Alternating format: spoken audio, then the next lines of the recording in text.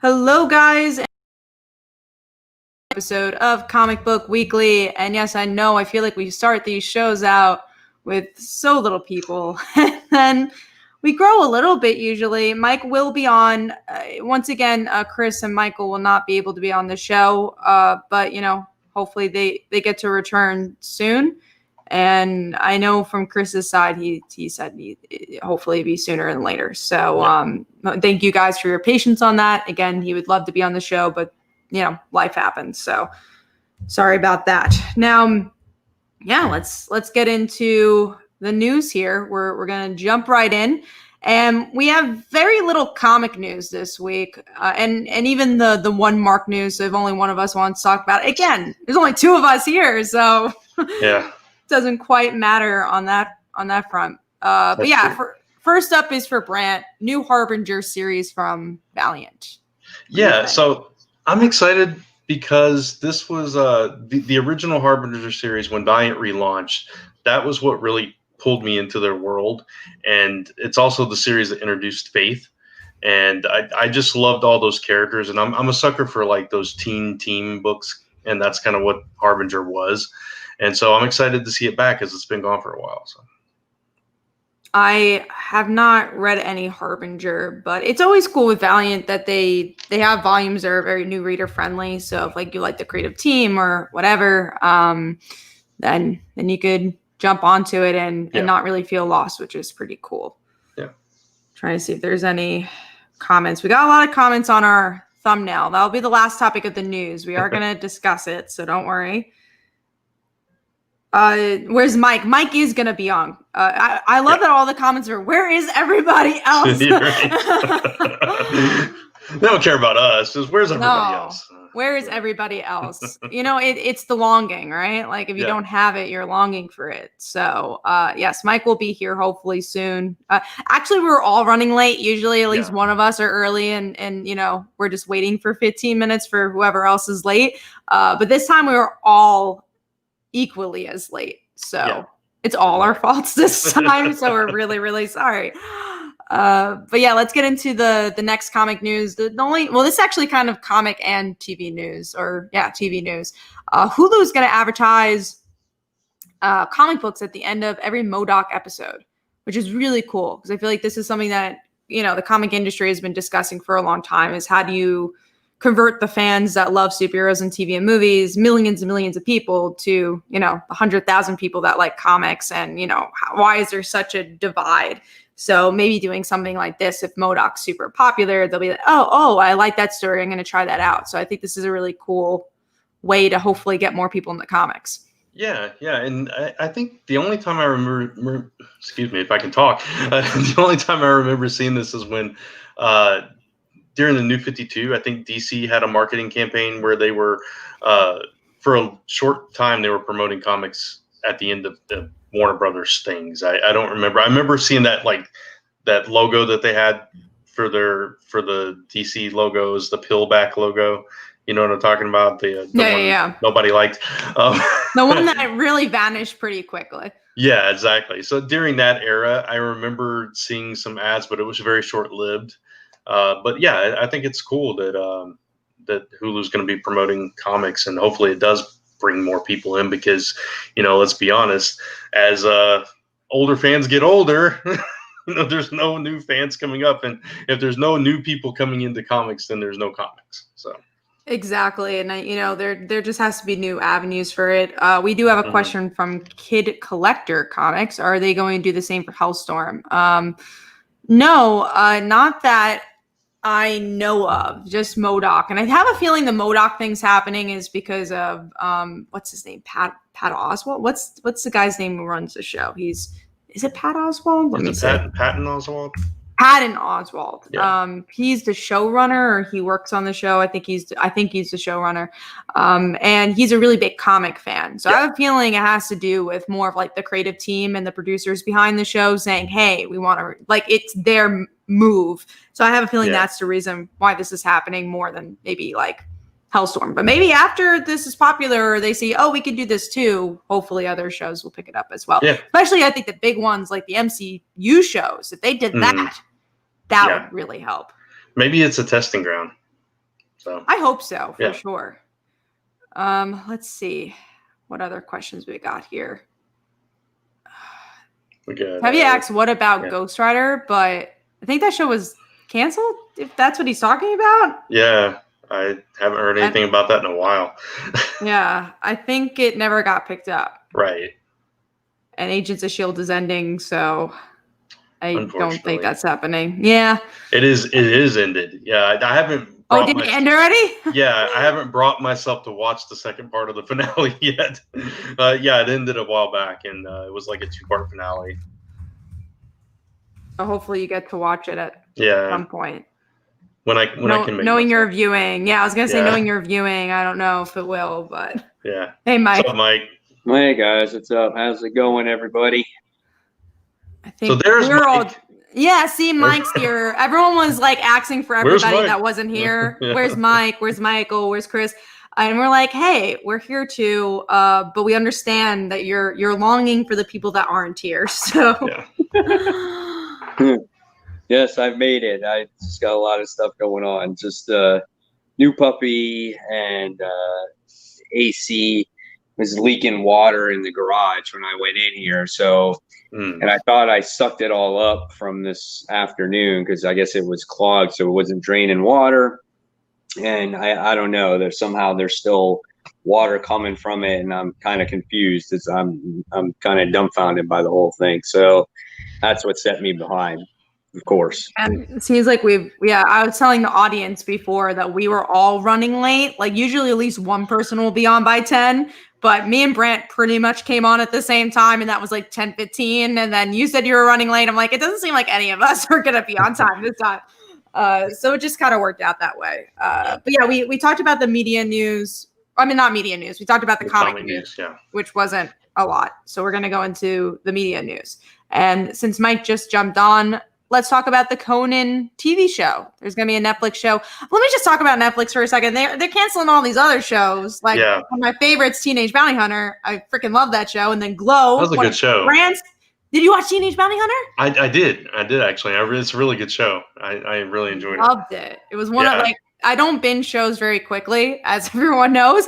But I binged that show in a day. I'm like, oh man, this is so good. I love it. And it got canceled. And then Glow got canceled. And I was like, Netflix. Yeah, Netflix. You know, I never finished that other season of Glow. I never finished it. The later seasons were a little slower than the beginning, but they're still good. I still enjoyed it, but it only had one more season. That's what really sucked. They're canceling all these shows because COVID. Right. Just wait. Just wait till it's clear, and then come film the last season that you promised us. It sucks. Yeah, I agree. Like, wait the couple of years. And even Teenage Bounty Hunters, a lot of people were very surprised by that one because it was on the top 10 for a really long time. So, had to do well. And, I mean, it seemed like people were watching it. So, I'm curious, like, how much money has Netflix lose? Like, just like everything else. But, like, they must be losing a lot of money to cancel all of the Orange. Like, those Orange New Black creators are Glow and Teenage Bounty Hunters, and they canceled both their shows. So... I guess to leave room to more franchise shows like Conan, and then what's his face that does American Horror Story and Glee. What's his name? Oh, Ryan Murphy. Yeah, he got like a big contract, and Shonda Rhimes got a big contract. So I have a feeling they like put the money there, and these poor shows get the tax. I heard with the Conan show though, it's such an early development. Like they don't even have directors or anything like that yet, so it's just confirmed that the show is going to happen. So I guess that's why for a new show you can delay that until COVID is clear. Maybe, who knows, there could have been a lot of issues with all the other actors that were attached to the show, and maybe they're just like, I don't want to wait around, I don't want to have my career on hold because of this. Although their career is already on hold, so I feel like what can they be doing now? I mean, Kadeem Hardison, man, he's in demand. He is. He's very he is very much in demand. But yeah, I don't know. I do think it has to do with they're just losing a lot of money, and they gotta really, and also because they lost all their properties to a lot of these other streaming services now. So I think they're trying to find the new Stranger Things, and if it's not Stranger Things, they're gonna cancel it. Yeah. At least at this period of time during COVID. But yeah, speaking of streaming services, this was just announced like an hour ago.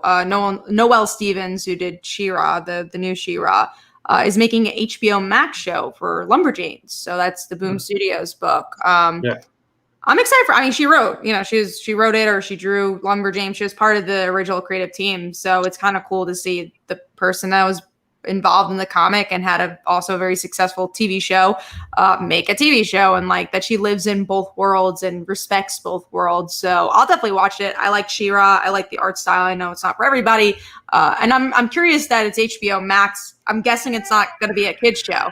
So is it going to be, what is it going to be about? Yeah, I don't know. I've never read Lumberjane, so that's cool. Never did either. I haven't either, so but I'm still gonna watch it. I do have the trade of the first Lumberjanes, but I never got into it. Tevye asks if we're getting a Resident Evil series. I believe we are. I heard some news about that today. I like Resident Evil.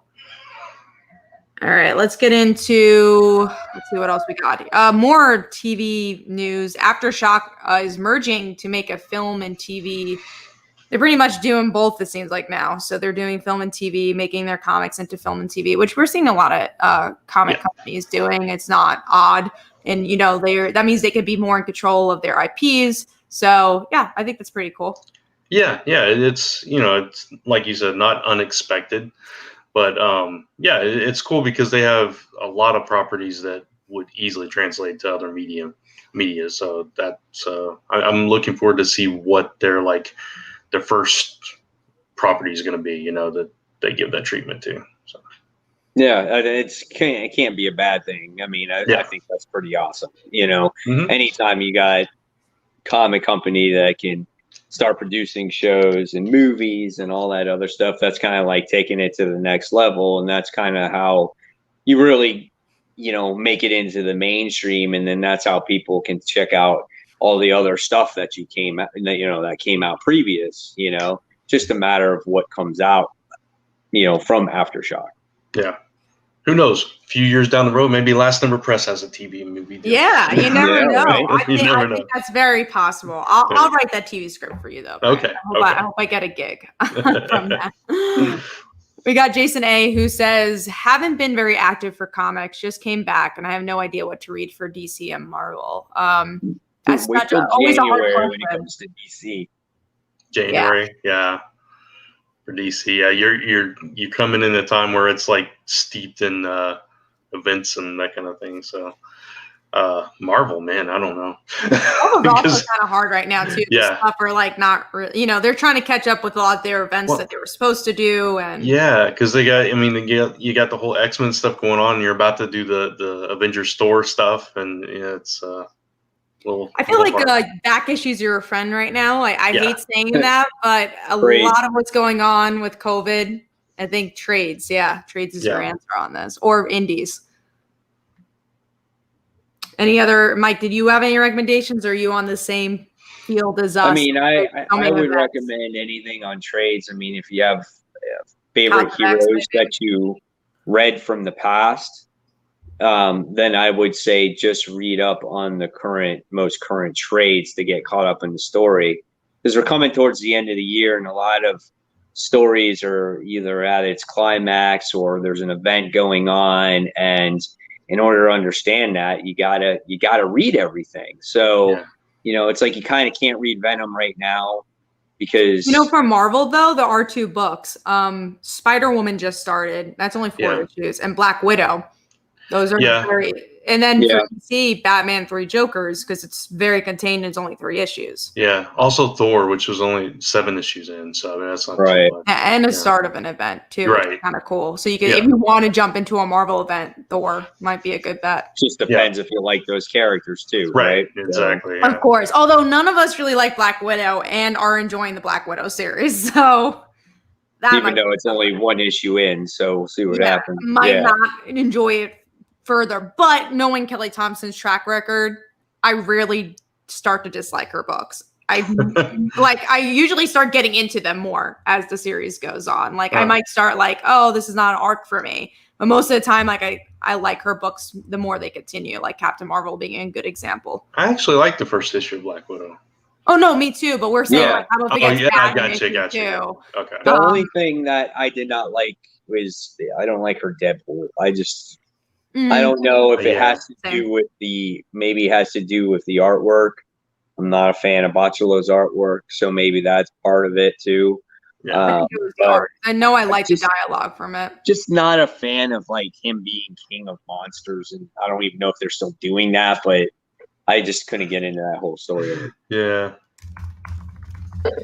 We do have another question I saw. And sorry for the confusion for Black Widow, because Tizzy said, "Oh, I actually like Black Widow." No, I liked it too. I was just saying, like, I have a feeling like issue 2 will be good, because I've never read a Kelly Thompson book where issue 1 was like really good, and then issue 2 is like, oh man, where did this series go? You know? Yeah, Black Widow was good. It really was good. I liked it a lot. I read it twice. I read it when I got a copy back in March, and then I read it again when it just came out most recently. Yeah. Jason A says, yeah, but I got confused on the second issue for 3 Jokers, just random humans. Like, I'm so confused. We'll definitely get into 3 Jokers, so if there's any confusion. I will say with 3 Jokers, you need to have some background on those characters, I guess, because you need to know a death in the family and Killing Joke, I think, are the 2 things that you probably know about that.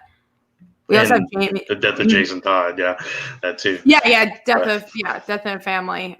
Is there any other ones that you feel like you need to know for 3 Jokers? I don't think so. I think those are only 2 stories you really need to know to get it. Yeah, I think so. Yeah. How much time do you get to also read your comics weekly? I'm so behind, especially since I work. Are you all up to date? This is a fun question because I think all 3 of us have very different answers for it. Yeah, with me, I didn't even read all my books for this week. So that's a resounding no. Like 2 or 3 of the books I had to read this week, I had like 2 or 3 back issues to read. So that's why they didn't get read. So it depends for me. So like this week, I had a very busy week, getting a new dog and everything else, and just not being able to read comics like later on in the week. So when I got my books on Wednesday, I made sure I read every book by Thursday. So I read every single book by Thursday, but usually I don't like to sit down and read all the books because then I tend to forget stuff. But I typically would like to read 3 to 4 books a day. That's what I try to do. And read enough by the weekend so I can plan out my week's worth of videos, because obviously we got to, fill in the time by making and planning out the videos as well. So a lot of stuff that goes into it, but I try to get most of them done by Friday and then have like 4, maybe 3 or 4 left by Tuesday. So interesting for me. I read all my books on Wednesday. So just because of work, it's kind of hard to spread out all the days. And also I need to read the books for work pretty early on, because a lot of times they'll be like, hey, have you read Warzone? Write an article, or I have to do an interview and like do research. I have to do research on another article. So it's always better for me to read it on the day, or else things get a lot more complicated when I'm doing an article. So I read everything on Wednesday. So I wake up, I go to the comic book store. My comic book store usually opens around 12. So I'll be probably one of the first customers that comes in, get my comics. My store is not close, so it takes me about a half an hour each way. So it's about an hour. I'll get like settled and like eat lunch or something, start at 2. And I'm actually, I guess, pretty quick at reading because I end at like 6 or 5. I'll record my episode, my best comics episode, and I'll take about an hour or so, or half an hour. And then editing takes about 2 hours. And then I'll post the episode around 8 or 9. And then I'll do the premiere and I'll be around 9. Yeah, no, it's all day. I know. I couldn't do it. I'm more like you, Mike. I try to read like 3 or 4 a day. Yeah. But sometimes if I have a really busy week at the end of the week, I'm late getting my books and then I'm late starting. So then I get to like a week like this week where it's Tuesday and I'm like, oh crap, I got 8 books to read still. Yeah. I don't like when I get that many. Yeah. Like the most I need is like 3 or 4. You know, it's like Yeah. if I can try to finish that. Like I wound up picking up last week's Batgirl right this time around, and I read all my books, and I said, okay, Batgirl's the last one. I got halfway through it, and I never got a chance. And this was Thursday, and I never got a chance to finish through it because it's been that crazy of a week. So I'm happy that I finished all the books earlier. But yeah, it's even after I read one book, I like take a break. Like I try to take like a 5-10 minute break, digest what I read, and then try to go on to the next book, you know? So that's not just because it's like then when, you know, like if I do what Kat does, it's like, then I'm like, and I know you can't help it, Kat, but it's just like, then I can't feel like I understand the negatives of it. Yeah, I can't feel like I enjoy the books like you should. Yeah, you know what I'm saying? Like you're forcing the read, and then you might not understand or get or truly feel how you feel about the book, you know? Yeah. So what I'll usually do, which has been helpful for me, is I'll mix like stuff I'm really excited for with stuff I'm not really excited for. So like the first issue will be something I was like most looking forward to. So like, you know, tomorrow Amazing Spider-Man issue comes out. I'll probably read that first. And then after that, I might put something that I'm like kind of less excited for. So I'll probably have an X of Swords book in there and be like, okay, I'm going to read X of Swords because I know if this is in the bottom of my pile, I probably wouldn't like it as much because it's something I'm not as excited for. So I try to mix it in with books I'm excited for, with stuff I'm like maybe a little less excited for. I've been doing it for a while, so I think I just gotten used to it. But I think I would have liked the alternative to read it like, you know, 1 week and just, you know, take it slow. But I don't even know how to do that anymore because also for work, there's times where I'll have to binge a series I've never, like I had to read Death Metal for an interview. I wasn't reading Death Metal and I had to binge it all. And I only had very limited time to read it all. So I guess I just kind of gotten used to it as well. Yeah. I try to mix it up like that too. Like there's usually 2 or 3 books that I'm like really looking forward to, and then I'll read one of those right away, and I'll save one for the very last. Yeah. So I hope that answered your question. I know that was a little bit more long-winded, but we have fun with those type of questions. It's because we don't get to talk about that as often. Like we know each other's routine, but not like as in depth. So that was cool. All right, let's get into some more comic news here. Or media news, and that is Black, the comic book. So this actually started as a Kickstarter comic. Then it went on to Black Mask, I believe, got it to publish it. Well, anyways, it's going to be a Warner Brothers movie. And the reason I wanted to talk about this, I just thought it was really cool that it's this comic that started as a Kickstarter. You know, these creators that didn't have any connections to other publishers or even the smaller indie publishers and like build their way up to become a Warner Brothers show. I've even like sat next to them at Comic Cons and stuff, and they were like totally down to earth, and their comic seems really cool. Hopefully one day I'll be able to pick it up. I should have picked it up when I was sitting next to them. But when you get busy at the con, sometimes you lose your train of thought. But it's I definitely want to pick it up one day, and it seems really cool, and I'm happy for them. I didn't realize it started as a Kickstarter. I thought it was just Black Mask. Yeah, that's cool. Yeah, that's really cool. Gives us all hope. Yeah, again, last Ember we'll get the TV and movie. There you go. Oh, and like Father Like Daughter. And like Father Like Daughter, yeah. You never know. Yeah. Jason A. Anyone explain the Batman timeline after New 52? I will say no. Yeah, I mean, I think the best answer to say, at least for me, is that they just try to squeeze everything that ever happened with Batman into 5 years. So anything that had to happen to Batman pretty much still happened to Batman. Yeah. It's just now in a 5-year time span. Batman and Green Lantern, they were the 2 books that were really unchanged for the most part between like pre-New 52, during New 52, and post-New 52. And I wouldn't even get too caught up in all that continuity stuff. Just read the story going forward, you know, and that's the way I look at it, because I've told you guys many times, obviously Kat and Brant know this, but people that haven't watched me forever, I started reading Batman from the New 52, and their whole logic with the characters being younger, like Wonder Woman was supposed to be younger, Superman was supposed to be younger, but Batman was unchanged, and like Green Lantern was kind of unchanged. I was kind of like, whatever. I'm just like, it's a Batman story. Just read it. That doesn't even matter anymore. It's what's basically going on now. Yeah. We got a couple more questions, actually. JB asks, do you listen to the Rise Against song that came out with death metal? I love Rise Against, and I didn't even know they came out with a death metal tie-in. I know Daughtry, like, years ago did a DC song. So, I mean, it's kind of cool, again, that they try to combine comics with something else that, hopefully people could get into it. That's cool. Did not know that. Let's see. We got other questions here that I saw. I thought, maybe it was a comment from, I think it was, Gore.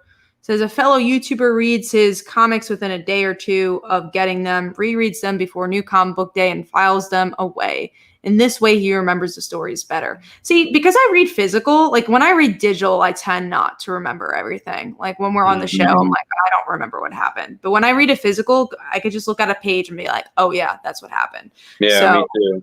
I definitely, and luckily, pretty much all my books are physical, or else I really would forget everything that I read. So I'm very happy I read the way I do.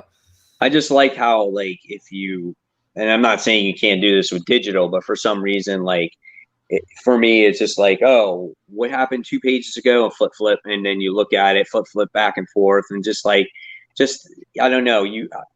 Again, like we've said this hundreds of times, it's just, you get more immersed in that physical book. You can look at the whole thing at once. You can look at it closely. It's just a lot better that way for me. Same thing. I can understand the story better that way. Yeah. So we have our second to last news piece here, which is Miss Marvel was cast for her Disney Plus show, and this is Iman Vellani, who is a newcomer. So she hasn't done anything previously. And I think she looks exactly like Miss Marvel. I'm stoked. I've been really excited for this show. I'm a huge Miss Marvel fan. I think there's so many cool possibilities, especially with our supporting cast. I think there's already so many interesting high school narratives that could be told within the superhero stuff. So yeah, very excited. And I thought they cast her really well. I like how they went with an unknown person. I think that's really cool. I mean, and, if she does a good job, it'll put her on the map. And, if the show is good, then the show could last a very long time. And, yeah, there's a lot of possibilities here. Like you said, supporting cast will be interesting to see who plays her supporting cast. And, this is good for, obviously, the spec people out there that bought, Ms. Marvel when the first series came out and when all these characters were introduced. So, make sure you get your Ms. Marvel comics now because, they could be up on the rise in the future. Yeah. I just agree with you guys on the newcomer. I love that they're giving somebody else a shot, that nobody knows about. So it's going to be cool because we have no expectations now because we're not familiar with her acting. So. Right. We also have a question from Cougar Crumby. What are Miss Marvel's powers? Can she make her entire self huge or just her hands? I think it's kind of like Mr. Fantastic, except she could like shape shift them as well. Right. Yeah. She's an Inhuman, so that is how her powers kind of came to be. In case you didn't know that, but yeah, she can pretty much, I guess, do whatever when it comes to shape shifting or make herself big or small or whatnot. So, we'll see though if the show is similar or if it's different. Yeah. Yeah, I think the powers should hopefully be the same from what we've seen with Marvel TV shows. They usually go in the same vein. But like you said, we'll see what happens. I have a feeling they'll have at least one big name. If they have a newcomer as their main character, I feel like the parents or something. Yeah, like probably the parents. Yeah, we'll have a big name because I don't think the other kids will. Maybe they will, but I don't think so. All right, let's get into our big topic of the show, and that is that Electro is going to be in Tom Holland's Spider-Man 3. What do we think?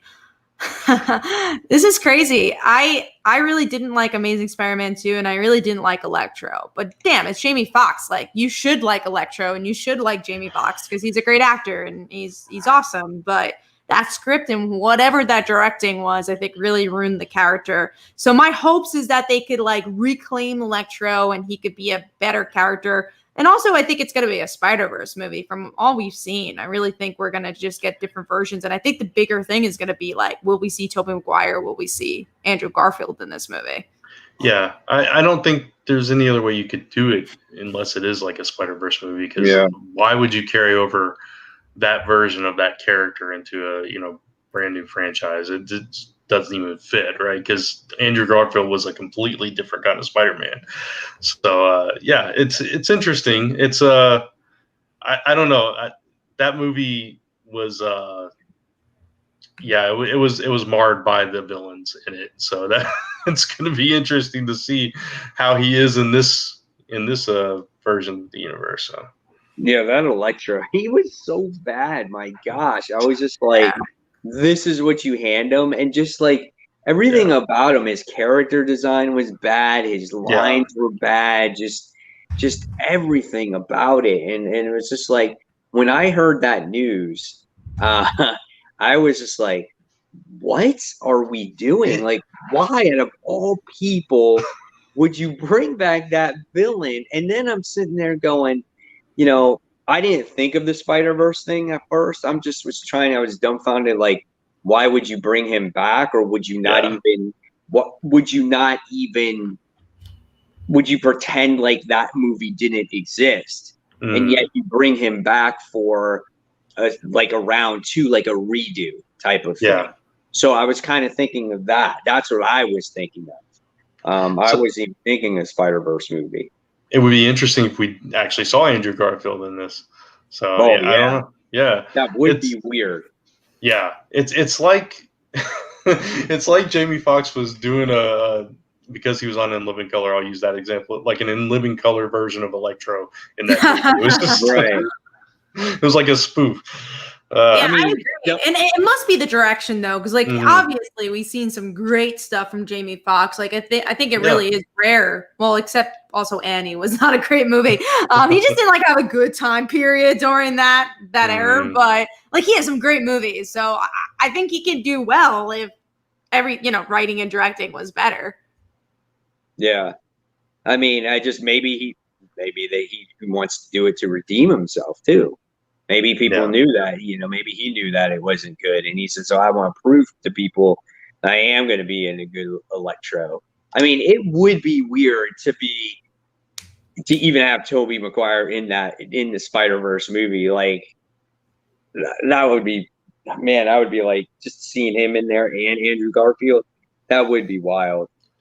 But to address that comment that you just flashed up, the sheer like possibility of Paul Giamatti being the Rhino was the problem I had going into the movie in the first place. It's like, no. Yeah, that movie was a mess. I really hated it.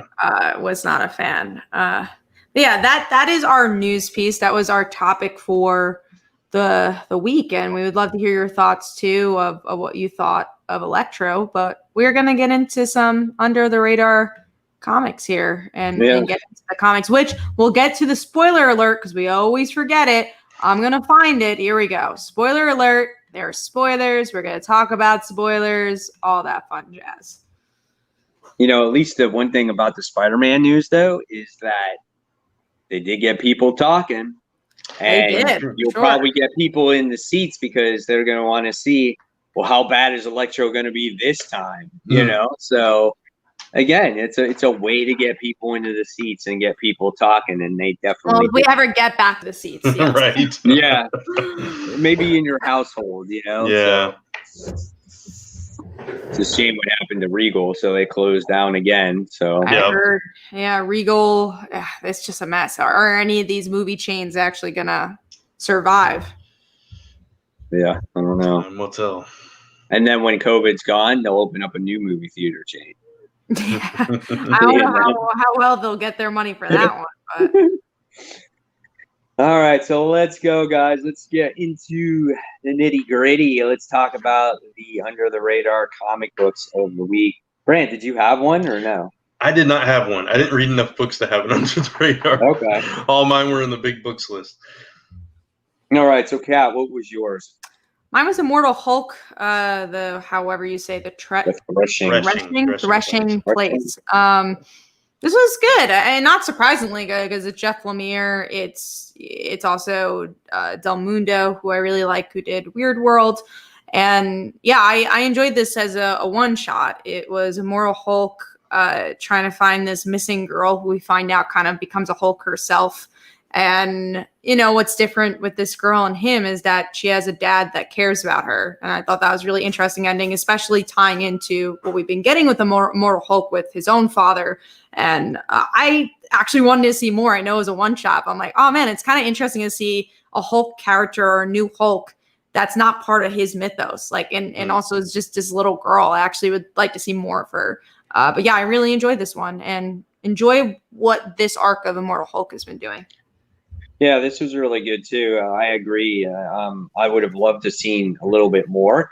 This is a story where I would have loved to see like 40-page book, but this was a standard issue, and you're kind of just like, man. And it felt like when you got to the end of it, they left out a big chunk of story because it just kind of conveniently ended, and it was just like, oh, it was very convenient how he found the girl and everything was solved, where I would have loved to continue seeing more mystery there. I think that would have made the book a perfect book for me. I liked the book. It was interesting. The artwork was different. Like you pointed out in your panels, Kat, that the transformation was wild. And it was good. It was a great read. I really enjoyed it too. That transformation was gnarly.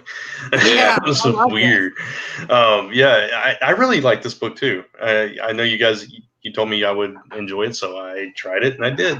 And the one thing I really loved about it was you could, like, when he walked away, you could hear that old Hulk music. Do, do, do, do. Oh, yeah. I mean, you could just, it was that whole vibe, and it felt like kind of a love letter to that classic version of the character for me. So I enjoyed that, and I kind of connected with that mystery as well. I like that. So I would have, both this one and the She-Hulk one, I would have loved to have seen more of. Are you going to now go back to those back issues and read some more Hulk? I am very, very tempted now. It's like, if it's this good, then, I mean, maybe I didn't give it a fair shake at the beginning. So there's points when it's even better. I mean, She-Hulk I really loved. That was pretty much like top for me. But yeah, no, I feel like it's usually this good. Again, there are slow issues. There are issues where it's whatever. But when it's good, it's like, whoa. It's really good. Yeah. It's awesome. All right. So in my under the radar book was actually Justice League, the annual issue 2. I thought this book was fun, and it had Robert Venditti, who wrote this annual.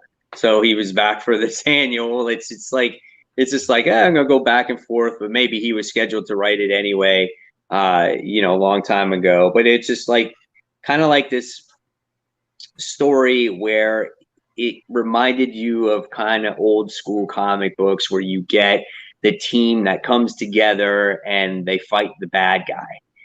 But the really cool thing about this issue is that they found this murder. There was this murder that happened in the Hall of Justice, and stuff like that doesn't usually happen, right? So they had to, all come together and, find out this crime, the investigation. You got Flash in there, you got Batman in there, Superman was in there, and you wind up seeing the whole Hall of Justice go against them. And you're like, oh, wow, what's going on with the Hall of Justice? And you'll wind up finding out that it goes back to the original story arc that Robert Venditti did.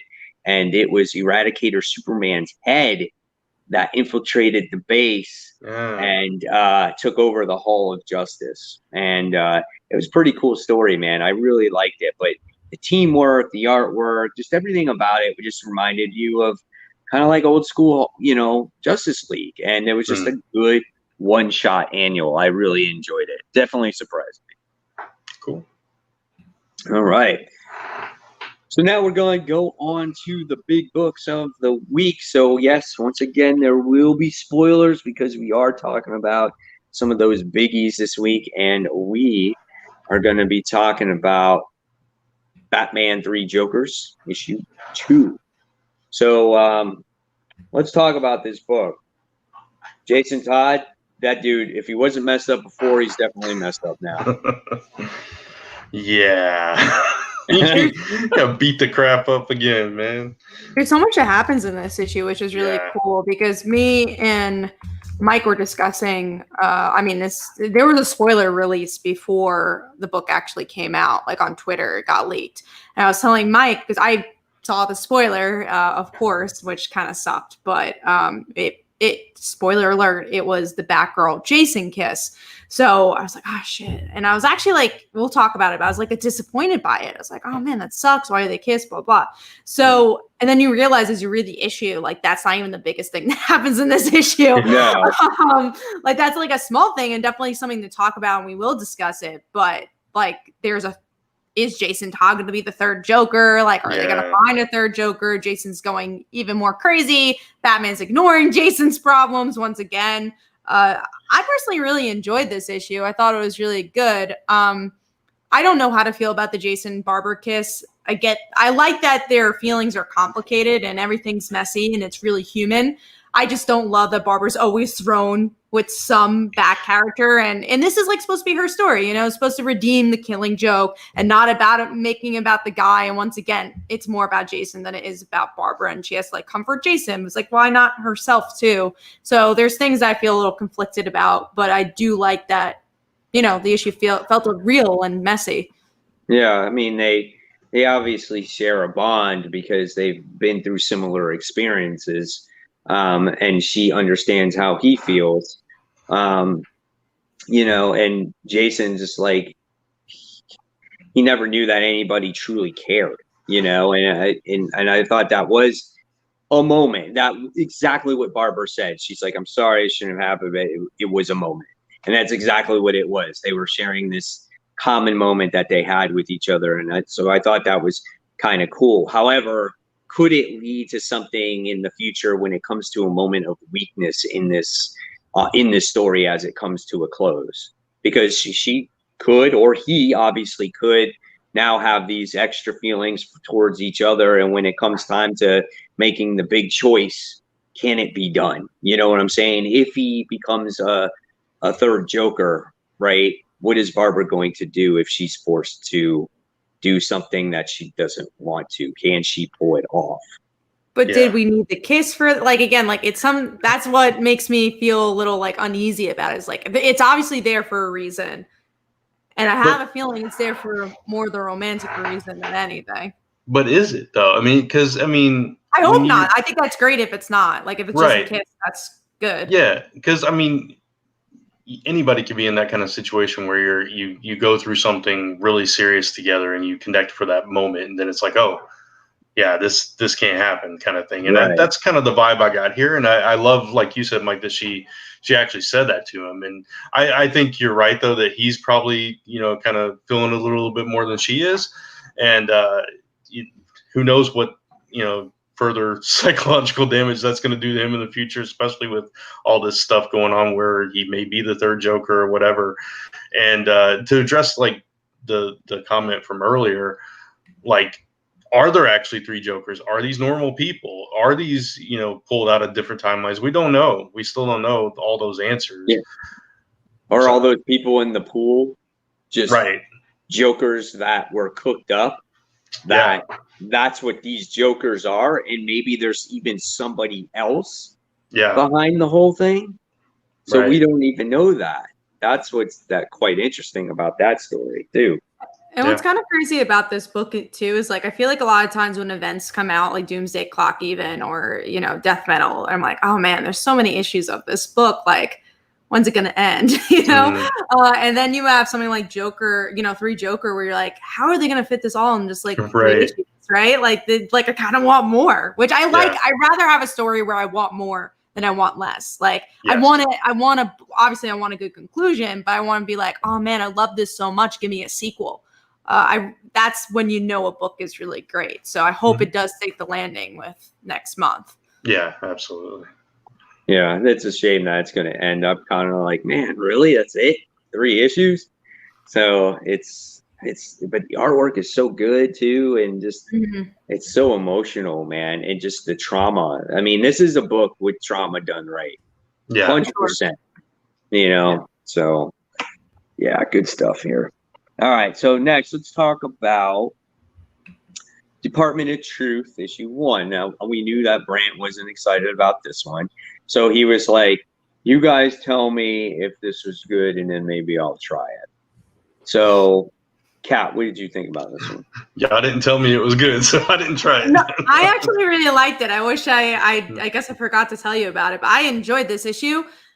The same reservations I had about when I went into it, though, is that I didn't love the artwork. It does take a while to get into, but once you get into it, it's good. Now, maybe the reason I didn't mention it because it wasn't like, oh my God, I just read the Department of Truth. It's a must read. And I know for people it was, but I'm like, oh, this is a really interesting book. I'm interested in issue 2. I'm not excited for issue 2. So I think there's like Immortal Hulk, I think I was more excited about, where I'm like, oh man, you got to read like Immortal She-Hulk or this. But it was a really interesting book about conspiracy theories, and they introduced the main character really well, where, he kind of gets mixed into all these conspiracy theories, and then is hired for the Department of Truth, which is the title of the comic, and it's about hiding conspiracy theories, and it's a very interesting idea of exploring what is truth and what are conspiracy theories. Are they legit? Are they not? It's interesting weird too. Yeah,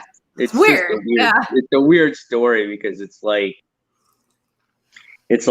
oh, if you have enough people that can think it's going to happen. So it's kind of weird. It's like, oh, if you have enough people that believe that the earth is flat, then you're going to start seeing that the earth is flat, and that it's a power of suggestion. And the herd mentality for sure. It's just like, okay, like I'm going to follow the sheep, and that's really, it's a very like psychological book in that way. Yeah. It puts a microscope on the overall American society, which was cool. I like those type of stories. And the artwork was done, I think, on purpose to give you that cloudy judgment. That's why the artwork looks like it does, because you kind of see it like a little foggy. Is this really happening type of thing, So it was interesting. Definitely something different. I didn't love it. I didn't hate it either. And I'm still on the fence if I'm going to invest in the long term with it. See, that's the thing. I'm definitely getting issue 2. Will I get issue 20? Right. And that's what I'm still kind of like. It didn't blow me to the way where it's like, I must get this second issue. It's like, man, I should maybe read it just to see like where it's going, and maybe by issue 2 or 3 it might hook me, So gotcha. So that's the Department of Truth. Next, we have another new number 1 that came out. The one I asked you, if it's good, let me know. Right. And so this one was Shang-Chi issue 1. I'm not reading issue 2. All right, so I'm good. I'm safe, or unless Brand says it was amazing. No, I don't think you'd get behind it. I will read issue 2, but that's going to determine for me whether I continue on or not. I liked it well enough, but I don't think you would like it, Kat. Okay, I'm glad I didn't miss anything then. I just didn't care about him like living with this grandmother and working at this place. That was a little weird, yeah. Yeah, and he's like, oh, you're eye candy for the customers. They all want to see you. And it's just like, oh, here's a number, you can date my niece. And then it's just like, all of a sudden, it's just like he had his ex-girlfriend or something that came and tried to warn him? The agent, Yeah, the agent. And then all of a sudden, then you wind up getting the other people that come breaking in the house, and they tried to fit so much in this issue, and all at the same time. I really, for some reason, they didn't get me to really care about Shang-Chi himself. Yeah, he was kind of watered down in this issue. I agree. It was like, so the reason he was working at this shop, Cat, was because he saved her shop from a burglary, and she offered him like an apartment, and so he started working for her, I guess, out of obligation. It sounds like the whole book is kind of convoluted. Yeah. So, and then like these other characters, they turns out they're like his brothers and sisters, and there's like this ancient order that his dad was the head of, and he's been chosen as supreme leader, but he's being challenged by his little sister, who wants to kill him now, and all this kind of stuff. So it was a lot. It was a lot of build up, and you kind of get left off with that. I've got to save my sister. I got to kill my brother, and that's kind of where it is. It's a little cheesy at parts, so I totally get why you don't want to continue it, Mike. Yeah, it just wasn't for me, and I had it wasn't like a chore to read it. I read it. And when I got done reading it, I was just like, no, there was nothing there that got me interested in the character.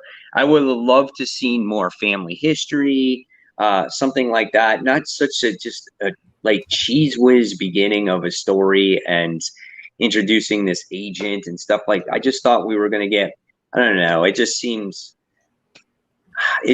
like a B-level comic for me, you know? Yeah. It could have been stronger for sure. Right. JBX, was there a Shang-Chi Alex Ross cover? I guess I don't know if there was or if you got it. There was a bunch of other covers because I got a variant cover for it, but it wasn't. I don't think it was an Alex Ross cover. Not like the timeless variants, if that is what you're talking about, because I got one of the other ones. But definitely, in my opinion, you know, if people didn't pick it up and were on a fence, you know, I don't think you really missed anything. That's just my opinion there. I agree with that.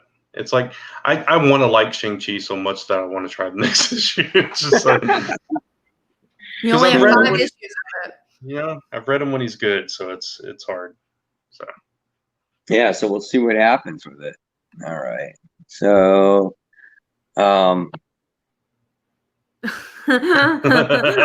we lost Mike. He probably just like pressed exit by accident. Yeah. What do you think the movie will do? I have no clue. I think it'll be a martial arts movie, which will be cool. Yeah. Visually, it'll be, you know, pretty stunning, I think, just because of that aspect of it, the martial arts. But so you're talking about the Shang-Chi movie. Okay. What do you think the movie will do? I mean, I'm hoping the movie will be a lot better. I mean, you know, we haven't been disappointed with Marvel movies very much. You know, some people have their favorites and some people have, you know, not so favorites. But, you know, most of the time these Marvel movies are good. So I'm keeping my fingers crossed that it is a solid movie whenever it comes out. Yeah. Plus, it'll be an origin. I'm sorry, Kat. I was just saying. Plus, it'll be an origin story, so you'll get all that steeped mythology behind, you know, where Shang-Chi comes from and his family and all that stuff. So that'll be interesting. But this was also more of an origin comic, kind of, but didn't work out. So. It was like really, one though. page. It was kind of story, like Yeah, and then it's like Shang-Chi working at a bakery. You're right. We're on pineapple buns. Yeah. Sounds fun. It's like, oh, look at your superhero physique. I'm like, yeah. She literally said that. Yeah, you stay out front. You draw in customers. Yeah. Okay. All right. So, let's talk about our official number 5s now. My number 5 was book we already talked about. We're starting it already. The Immortal Hulk, The Threshing Place. So that was my number 5. Kat, what's yours? For once, my number 5 wasn't something we talked about, and that is Wonder Woman issue. Mine too. Issue 763. I like the end of this arc. I still really don't like the art. I know they're changing the artist for the next issue. But I enjoyed Liar Liar. I liked her origin story. I was a little confused by her origin story at first. I'm like, did she kill her mom? Did she not kill her mom? I don't know. I think she did. I think she did too. But it was a little flip-floppy because it's like at first she's like, yeah, she just veered into a truck, and then she's like, but I also told this lie. Yeah. I thought that could have been a little bit better the way they did that. But yeah, it was interesting to learn more about her, and I liked the little ending with Maxwell Lord finding out that Wonder Woman might kill him. So that's gonna be interesting. I think what they were trying to go for, and they didn't have, you couldn't do that in one issue, is that like surprise reveal that she killed her mom. Is like, you see at the beginning of the movie where she dies, and then later on it's revealed, oh, that's what happened. But they're trying it was to make it not so predictable, because it was a very predictable ending. So they're trying to put a twist in that. Yeah, I actually like the art. You probably can't see it, it's too far away, but that picture with all the 80s cartoons and stuff on there, that's by that artist. Oh, okay. So I actually like the art, but I like the art. It doesn't bother me either. I feel like their faces are spaced weird. Okay. But yeah, I like Liar Liar. I thought that was like wrapped up a little bit too quickly. That whole thing. Just, oh, this is my new neighbor. Oh, she's not who she says. Oh, she's a villain. She's trying to kill me. Okay, it's over. They could have put that as a subplot, and carried it out a little bit longer. Maybe the next story arc. I agree. Where you didn't see it until later on. So, but don't drag it out. It's like, no, don't drag it out like the Kindred situation, but could have dragged it out like, one more story arc. It was like, by the end of it, you realize that, oh, this was all just to kind of reintroduce Max Lord and get that subplot going. So that's what it was. But he did become more interesting because he has this daughter, and that was cool. And like, he might die. So like, I think they did well with that. Right. But I think pacing could have been much better for this arc, but hopefully next arc will be better. Yeah. But still a solid, better issue, this issue, I thought. Yeah, I mean, it's in both of our top 5. So it's the longest running Wonder Woman title I've read in a long time. Right. And still going with, so exactly. Like, it wasn't in my top 5. It was number, I don't know, like 9, I think. So, but it was still a decent book. Like, I still enjoyed reading it. Yeah. Yeah. All right. So we did our number 5. So let's move on and let's talk about the Joker Warzone. What did you guys think about this book? I mean, it's difficult because me and Mike, I don't know if we talked about this on air or off air or whatever. Anthologies are weird, and they've been doing a lot of them, and I mostly hate all of them because I feel like they have nothing to say. But what I enjoyed about this one is that at least this was connected to future storylines of Batman. Yeah. I don't know if I love them. Like, I love Stephanie and Cassandra. I thought that was great. I don't think I loved any of the other ones, but I was like, oh, at least I feel like I read this for a reason. Yeah. And I think I enjoyed it because of that. I mean, I enjoyed it. Like you said, most anthologies, it's like there's like, if I can spit words out of my mouth tonight, this would be a much better conversation. But like a lot of the ones we've seen recently have like a lot of stories, and then you like very few of them, and then the rest are just kind of there. Whereas this one, each one of them was pretty solid, like you said. Yeah. So I like the Batwing one. I thought that was kind of interesting. The Bane stuff that they're setting up. I mean, I'm sick of Bane, but at the same time, it's interesting to see, the dynamic between him and Joker, and kind of maybe there's something brewing there eventually, which is, that's something that hasn't really been explored before. And then, of course, Stephanie and Orphan. It was just great. I love that. And just like kind of owning the symbol and saying like, who cares? Nobody told us to, we're going to do it anyway. So I love their friendship. I feel like a lot of times they haven't focused on it in a while for this generation of DC, but it's cool that Tynion has really focused on it. And I hope we continue to see that. Because honestly, even Pre-2, like, we knew they were friends and we've had good scenes with them. But I honestly don't think we've had enough scenes even back then. So I'd really like to see more panel time with them just being friends. Yeah. Man, you guys didn't even mention the best story in there, the Lucius Fox story.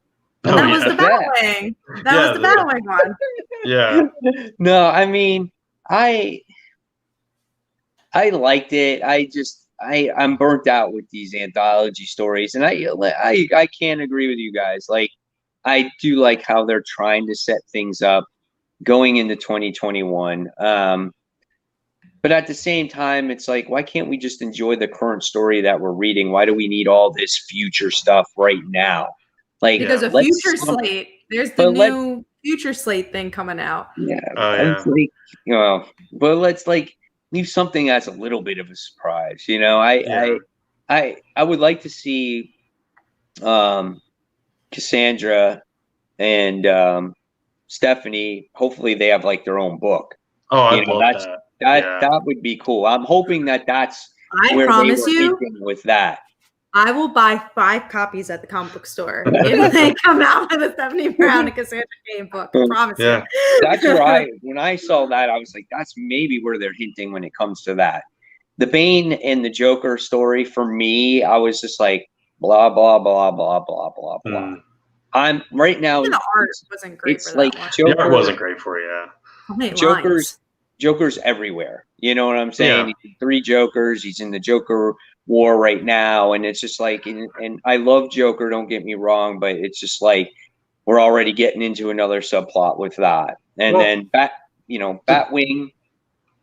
Okay, I guess, and then you guys didn't mention the Poison Ivy story. Oh yeah, there was a Clown Killer one too.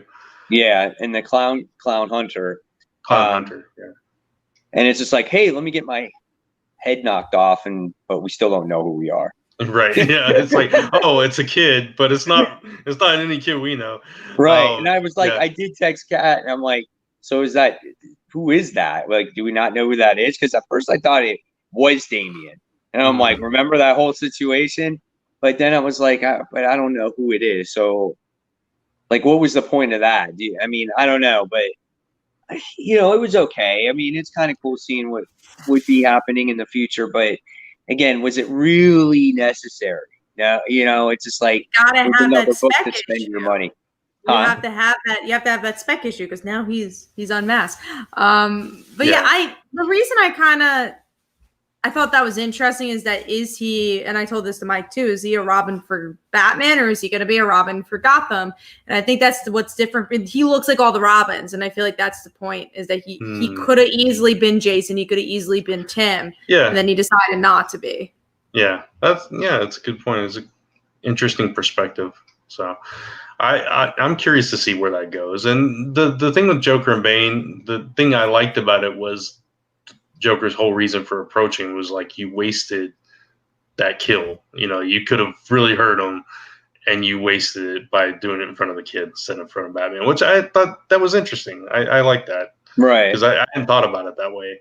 And it's true. Bane's just not smart enough to pull it off like the Joker. But, every villain is different. And of course. Do what a villain's got to do, which he thinks is, hurtful to somebody else, Mm-hmm. So, and of course, Joker's always going to show his, superiority over, everybody else. Oh, that's what makes him the Joker, right? Yep. He's the brains and Bane is the brawn. So it's the way it is. So that's that. That's Joker Warzone. So let's hopefully no more anthology books for a while. Geez. So we'll see what happens. All right. X Factor issue 4. So this is part 2 of X of Swords, and I actually really like this issue. I thought that the story made me want to read this event, made me really want to invest in this now, because I got a lot more out of this than I did Creation because of the casualties that happened. And I thought that the reincarnation process was permanently stopped when it shorted out and all the helmets shorted out. And that was kind of a scary situation. But you felt bad for Rockslide because of what happens. And you do find out that there is, repercussions now of if somebody dies in this other world, you're not going to be able to reincarnate them. They won't come back the same way. We wound up seeing Polaris being kind of like the chosen one with this whole situation, and she uses the pieces of Rockslide to create, I guess, the table to collect the 10 swords. And once you collect the 10 swords, then we go into this battle. And I thought it was a really good issue, in my opinion. I loved it. I actually really. Oh, go ahead. Oh, you go. No, you go, Brian. Okay. Because it seems like you liked it. So. Yeah, I actually really liked it too. It surprised me, and the only negative part for me was, coming into it cold, like if you're reading the previous 3 issues of X Factor and then you come into this, it's like, where'd this come from? If you're not following X of Swords. But aside from that, I all those points that you just mentioned had me just like on the edge of my seat, kind of just reading through this, and it's like, oh man, now there's true death for the mutants again, and what does this mean for them? Or if they come back, they're completely different and kind of twisted, and what does that mean? And who's gonna come back like that? Aside from Rockslide, and it's just there's so many different ways you could go with that. And then I actually read one of the charts in this book because I'm glad you had the time to sit down, read a chart, enjoy your tea.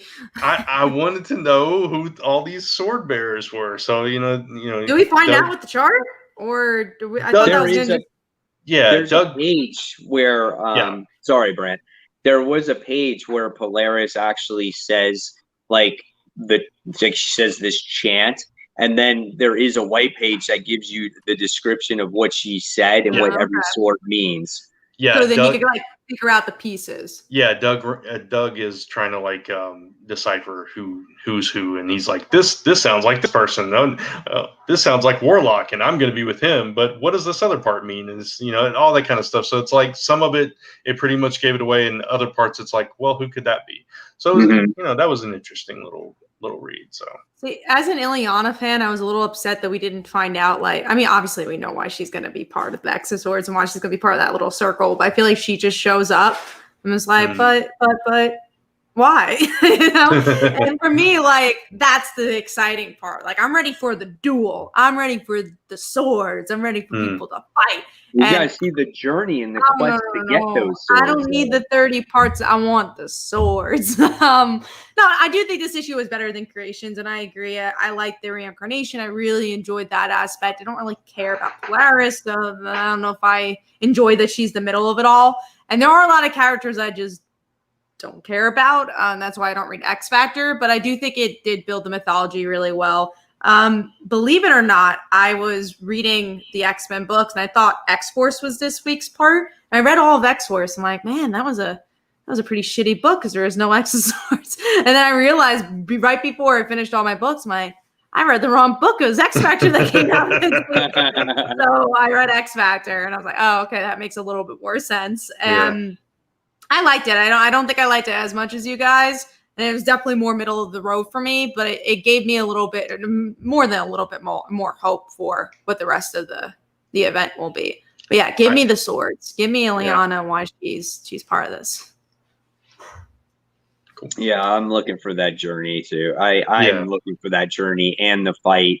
And I'm glad this issue is great. Just seeing the desperation and how the Five didn't know what to do when everything shorted out. And I thought it was actually going to be a lot more dramatic than that. I thought that Professor Xavier was done. I thought all the helmets shorted out, and I thought they weren't going to be able to reincarnate permanently, that they weren't going to have their leader. I thought there was really a lot of bad things about to happen. And unfortunately, I was like, oh man, I was actually disappointed, Okay, so here's the other thing. What happened with Apocalypse? Did he I was so confused by die or didn't he die? I don't know. I thought he died because, the reincarnation's not working as well, but I don't know. Because they made it a thing. It's they said oh, well, you're, it could be by your passing, it could take longer. And it was kind of it was hinting you won't be missed, Yeah, but at the same time, on that page that we talked about, Doug references that he went after a sword, so he's gone. So it's well, how'd he die if he left and he's hunting a sword? So that doesn't make sense either. So maybe it's his ghost that's holding the sword. I don't know. We do have a question/comment from Jaime or Jamie, I don't know. I believe X of Swords and King in Black will cross over, or just Null will show. I think that'd be way too much overkill if that happened. Yeah. I'm trying to keep those separate. Which I feel like X-Men has been so separate from everything that I wouldn't be surprised if they kept it separate. Yeah. All right. All right. Next, sorry, I am putting my most anticipated because it wasn't on there earlier, and then I forgot to check again, Brent. So That's cool. all right. Let's see. What are we at here? Number 4. Number 4, Right, yeah. number 4 books. All right. So going on to number 4. My number 4 book was actually was my under the radar book. Was that Justice League Annual book? So I really enjoyed that one. All right, Brant. What was your number 4? Mine was Immortal Hulk: The Threshing Place. So we already talked about it. Nice. Cat. Mine was Joker Warzone. We already talked about it. All righty. Stephanie and Cassandra are in it. It had to be in my top 5. Right. All right. So we talked about Wonder Woman, issue 763. So that's that. Strange Academy, issue 3. Good book. I just felt like not enough happened in this book. Yeah, Agreed. it's also like been a while since this book has come out, and I feel like it's also a little cluttered. Like I want to know these characters separately a little bit. Like I kind of wish there was every issue you learn a little bit more about each character, and then just exploring New Orleans is like, oh, that's fun, but only if I know who everyone is. Like I genuinely, generally know who they are, but I don't know like that much about their personalities. So I feel like it was too soon for a story like this. I agree. I was forgetting who was who and what, the important parts that we learned in that first issue, and where it had been a while, I was just, it was kind of like, oh, I got to remember, okay, that character does that. Okay. So yeah, it was a little convoluted for this early on in the series. I agree. It wasn't a bad book, wasn't a bad issue, but I don't know. It was missing something for me.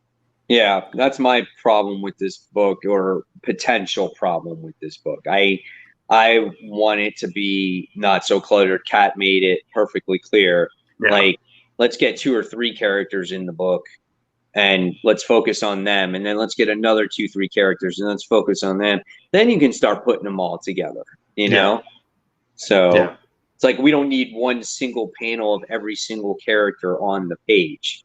You can't really learn about them all that much, Yeah. There's so much potential for these characters because overall it's like a fun book. It's cool that they're learning about magic and like obviously we're all still reading for a reason. But yeah, if it continues to be this like this for another 5 issues, I don't know how long this is gonna be on my pull list. That's a problem I always have with Transformers comics because they throw so many Transformers in there and they're just like all talking over each other, and it's like I can't keep up with who's who and what's what and all that stuff, and that's the same kind of vibe I got in this issue. Gotcha. Definitely valid points, and I feel the exact same way. All right, so now we're going to move on to number 3, and my number 3 is a book that we're going to talk about next, and that was actually Chew, issue 3. So I like this issue of Chew. Obviously, this is the other point of view of Agent Chew's sister. Was this Saffron Chew? Is that her first name? Sage. Or Sage? Oh, is that the other sister? Depends on which one. Sage is the Sage is the one that she framed. I don't know. One of them's I can't remember. Saffron's the bad one, I think, right? Yeah. Saffron's the one that they're focusing on. Yes. Yeah. So yeah, in this issue, I found that it was kind of cool because, obviously, like I said, we're seeing the point of view from her side of things, and we get to witness her kill people for the first time. So it's making her more of a criminal, and you get to see how manipulative her boyfriend is, that is putting her on that really bad and negative path, which is quite interesting. And I love the characters that they introduce in these books, like the old grandpa, like, that was in the wheelchair that they used to set up the crime. And even the guy that they set up the crime with that she killed, which is the guy who drinks energy sodas and knocks people's heads off. Like, dude, that stuff's so original, man. I love that. And the book is so good. It's so funny because that aspect of it is so original, but their names are so generic. That contrast is hilarious. Yeah. But overall, I mean, it's a great story, and I love seeing her journey, and I love seeing the little clips of Detective Chew as well, because You get to see like Agent Kobe for the first time before he became like that cyborg face, and just how the chicken flu pandemic like type of situation started happening as well. So there's a lot of good elements in this book that I'm really enjoying, and I can't wait to see how much further they take it and where it goes from here. I think it comes back because I think they're like taking a hiatus after this because it was 3 issues and then it's like, oh, end of volume 1. So I'm curious, like when volume 2 will show up. It's a story arc. That's just the way they've always done their story arcs. So like, will it be next month? Will be the next issue, or do we have to wait? Yeah, no, it's not taking a break. So like, it'll always say, well, this says part 3 of 5, the first course. Oh, does it? Let me look. Like in the beginning of the book, it said part 3 of 5. So I don't know. At the end, it says end the first course, chapter 3. That's the name of the story. October 28th. Yeah, October 28th is issue 4. Okay. Yeah. Let me see issue 6 then, when that comes out. Issue 6 doesn't have a date. That's interesting. I made this listed thing come out for it. But you're going to get this is a 5-part story arc. Yeah, so do you think there is an issue 6, or do you think they'd like make another volume then? Though, you know what? I don't know. I mean, I'm hoping that they'll continue it.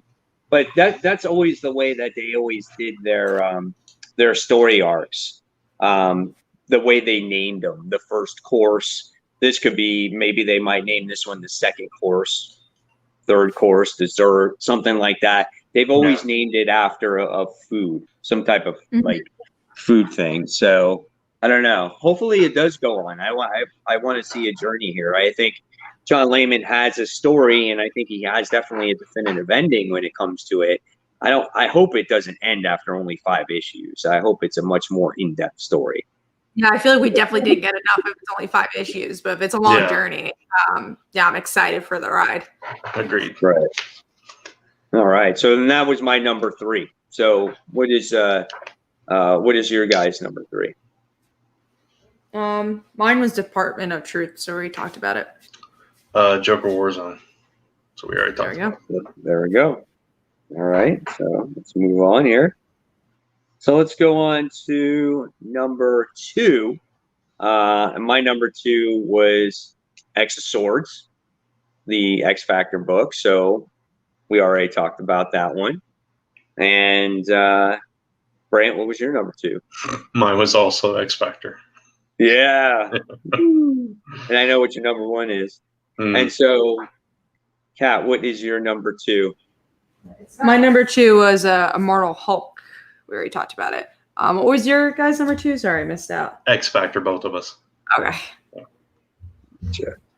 All right, and now we're going to talk about a book that I didn't read. I don't know if Brant read it, but this is Fantastic Four, issue 24. Did you not read it, Brant? I'll go quickly then. The issue is a pretty one-shotty issue because obviously it happens after Empire. It's Iceman history with the Fantastic Four, which was kind of weird. I didn't quite like that. But it's also like the family getting back together and, you know, Alicia and Ben having kids now. So there's a lot of fun moments within it. But it's also some boring moments with Iceman, which was weird. But yeah, it was okay. What history does Iceman have with the Fantastic So Four? supposedly Johnny was like, "You were never a Fantastic Four member." He's like, "Yeah, I was," and then he tells the whole story. Oh, okay. Johnny was like jealous that he was like part of the Fantastic Four at some point. That's funny. All right, and then so there's nothing left but our number 1s, and I'm sure that every single one of us. Our number 1 is a book that we talked about, and it had to be 3 Jokers. Yeah, mine was 3 Jokers. Yep. 3 Jokers. That's right. There you go. So that is it when it comes to the top 5 and the big books of the week. So now we're going on to the chopping block. And the chopping block for me was Shang-Chi. I am not reading that book anymore. Everyone else did not have anything else that they were thinking about chopping or not chopping. So that ended that segment. So now we're moving on and we're handing it over to Brant for most anticipated books of the week or key issues, whatever you want to call it. Yeah, I think we'll just go back to calling it most anticipated. Yeah. Why not, right? Yeah, so we got some books to talk about. Let's see. We'll start with Amazing Spider-Man issue 49/850. Strange. Yeah. Excited. Right? If we don't get Kindred in this issue, I think it might be my worst pick of the week. No, they're gonna save that for issue 50, Kat. You know. Yeah, exactly. We'll save it for one more issue. Of course. Yeah, I'm excited for it though. It's probably the issue I'm most, like I talked about before, I'm most excited to read for the week. But man, I hope it doesn't disappoint. I really hope it's a good issue. Me too, because we've talked about that, how disappointed we've been in it. So I think the main story is exercised, and they are actually having a couple other stories. At least it's not like a Catwoman or Batman or Detective Comics, where it's, at least you're going to get the main story here. So I am happy about that. Let's just hope it's not too stuffed either, because sometimes when it's the full main story, they'll just make something go super long. I'm like, oh, I'm so bored. Then they finally get to the point. Yeah, that's true. Hopefully that's not how they do it this time. We've got 3 parts of X of Swords. That's gonna be crazy. One thing I'm gonna tell you guys in advance for the big books next week, I'm putting them all together because I think that's what made most sense. It didn't say Marauders, Wolverine. I'm just like, we're just gonna talk it all at the same time. No, that definitely makes sense, because I know when I did my top 10 most anticipated videos, I count it as one story. Because it legitimately is. It's one story being told through 3 different books. Yeah. So for those that don't know, it's X-Force, Marauders, and Wolverine. So be aware of that when you get those. They're all tying into that event. We got Champions issue number 1, as that title relaunches with the whole outlaw thing going on. So I don't know how I feel about that one, but I'm interested. Yeah. I mean, Power Pack, so I think Katie Power's in it. I'm excited for that. I missed the book. Outlaw in general, I don't know how I feel about that, but again, we're getting a Power Pack series, a mini series, so it's only what I really care about for the event. We'll see. I mean, I like all the characters in it, so it's good to see these characters back, and that they bring back the series, and obviously it's loosely tied to this whole outlaw thing, whatever that is. But if it means bringing back these characters, I am happy that it's back. Yeah. So what I'm looking forward to is Transformers Back to the Future issue 1. But if the DeLorean is not a Transformer, I quit. Dude, it is. Okay, then then I'm good. Yeah. He's called Gigawatt. Oh, nice. Nice. It would have been better if it was called Flux Capacitor, but that would have been awesome. Yeah. So I'm looking forward to that. That's just gonna be fun. Hopefully it impresses me more than all the issues of Terminator Transformers except for issue 1, which was really good. Kat, American Vampire, 1976. So excited. I know you are. Yeah, very big fan of this series, and I haven't read it yet. I know it came out today, but I've been waiting for that. That honestly, that will be the first comic I read, because Amazing Spider-Man's so big tomorrow. It's just like, oh man, $9 book first or American Vampire? That's gonna take me like 10 minutes to read. I'm curious if it's gonna be new reader friendly. Obviously, it doesn't matter for me, but I hope people could jump onto it. And his first time on a Black Label, which is kind of interesting. First creator-owned book on the Black Label as well. So is this gonna open up to more creator-owned books? But very, very excited. And this book is actually bringing all the characters to the present.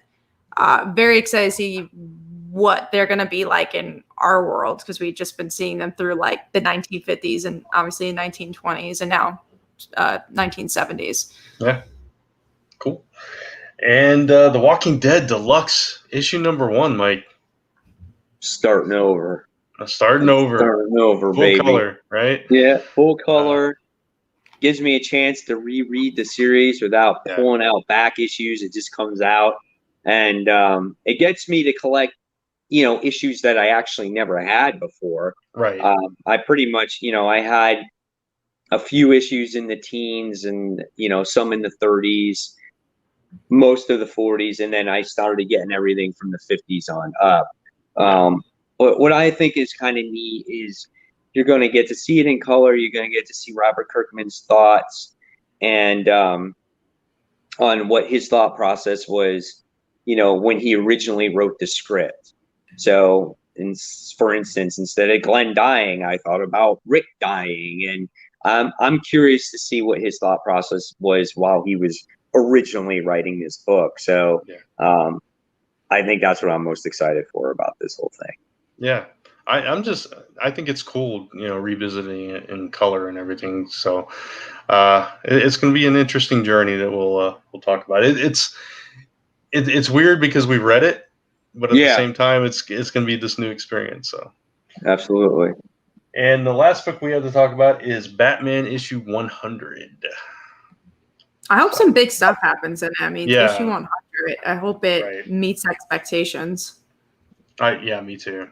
If not, what's the point? It's been good though. This whole story arc has been good so far. Yeah. So I'm sure they'll deliver. What's going to be better, Batman issue 100 or Amazing Spider-Man? It's honestly what I'm really looking forward to because they're both big legacy issues. Yeah, sadly, comparing recent issues, I think it's going to be Batman, but we'll see. I'm fan of both, but my Spider-Man fandom always goes over Batman. I agree. I'm really hoping it's Spider-Man. The three of us are the Spider-Man fans here, so yeah, for sure. I'm hoping Spider-Man drops this bomb where you're just like, oh man, this beats Batman by a mile, Yeah. I hope it's like the talking point of the year. From Batman. Batman has been a really solid. Kindred is Uncle Ben. If it's Uncle Ben, I'm gonna be upset. But it's interesting because this week was once again gonna be a Batman title, and we were just every week we always have something Batman to talk about. And again, nothing against it. We all love Batman, and I love talking about Batman. But it's sometimes you want our big title to be about Spider-Man. And we tried for this week, and we're really going to try for next week. For sure. All right, and that's it. That's it for most anticipated. So. Cool. So I guess we'll start wrapping up. And I opened the show, so I guess I'll close it this time. But yeah, anything we'd like to share? I will say that I posted an article. So before you read Amazing Spider-Man tomorrow, suspects for the Kindred character. I wrote one for Newsarama, and I remember a couple of weeks ago I was thinking about it. It's oh man, that'd be kind of an interesting article to pitch because we all had really a lot of people. They're it could be this person, could be this person, and I'm glad my editor greenlit it, and I really liked working on it. So hopefully you guys could read it. Yeah, absolutely. And the Celestial Falcon issue 2 Kickstarter relaunches tomorrow. Oh, wow. Only running for 10 days. So jump on it. And I'm going to have my comic book haul tomorrow. It might be a little bit later. So for you guys that are expecting it, just anticipate it kind of later in the day. So, and that's pretty much all I have too. It's just going to be a very busy week for me. So you're talking about reading your comic books. I don't know if I'm going to get them all read this week. I can tell you, I got another one of those major tennis tournaments this weekend. So that really puts a wrench in a lot of things. Well, hopefully you get some alone time and read at least read Spider-Man and Batman. That's all we ask, right? Yeah. So. All right, guys. Well, thank you for joining us. We hope you enjoyed. We had a good time talking about comics, and we'll see you next week, the exact time. And we're going to put up our little brand here so you can subscribe to us, which I pointed in the wrong direction as always. Got the bell. You have all our social medias you can follow. And please like the video because that really does help this podcast reach more people. So please give that a like. It's so easy to do. So do it. Thank you guys, and we'll see you next week. Bye. Bye, everybody.